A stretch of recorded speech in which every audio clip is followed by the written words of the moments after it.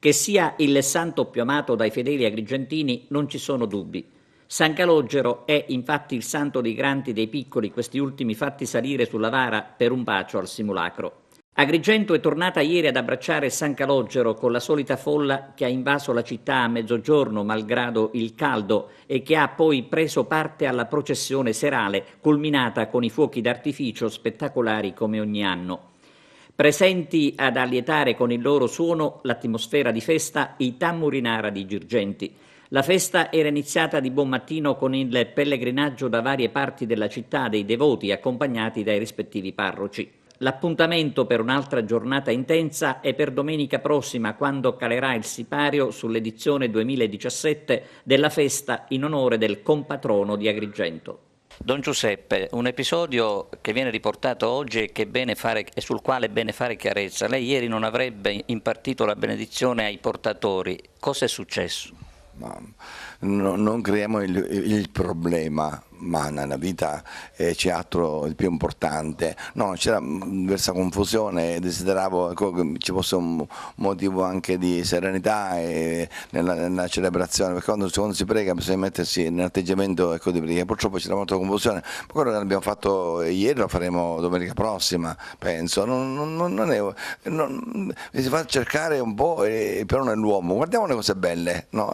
Non guardiamo quello che crea un po' di disagio, può fare scalpore, scoop, non è giusto questo. Ecco, cerchiamo le cose belle. Ieri come prima domenica c'è stata la solita folla attorno al santo, un mare di gente. Sì, per me è la prima volta, non ho mai assistito, mai partecipato a una processione di San Calogero, per cui questo è stato per me un po', sono rimasto stupito da questo affonarsi e aggredire il santo uscendo fuori, ma già dentro, no?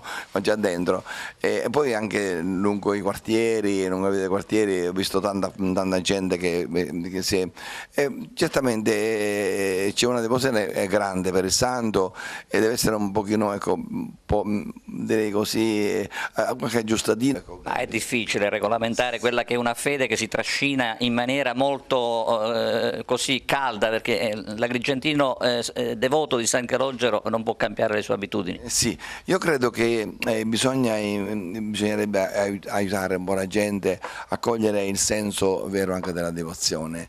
No, che non può essere circoscritta a questo evento dell'uscita. Io esorterei con i miei fratelli battezzati come me, no? Portatori, non portatori, devoti di San Calogero, a un incontro con il Signore, che San Calogero non ha bisogno di applausi. Ieri la statua è stata portata ai piedi della cattedrale. Si chiede a San Calogero un miracolo per sopperire all'incapacità della politica. Non è giusto che una cattedrale come una madre stia tanti anni a penare perché si aspetta, la burocrazia non finisce più di dare le sue. Non è giusto, quindi scuotiamo. Credo che San Calogero questo gesto, no? Sia un gesto provocante. No?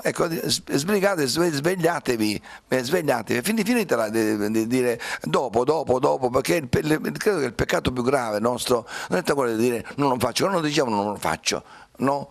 Lo farò, ma quando? Non si sa, no? E questo non è onesto. Adesso si chiede il miracolo a San Calogero per la cattedrale. E questa è una cosa buona, sì. Io credo che se San Calogero ci si mette di mezzo, intercede, la cattedrale si farà.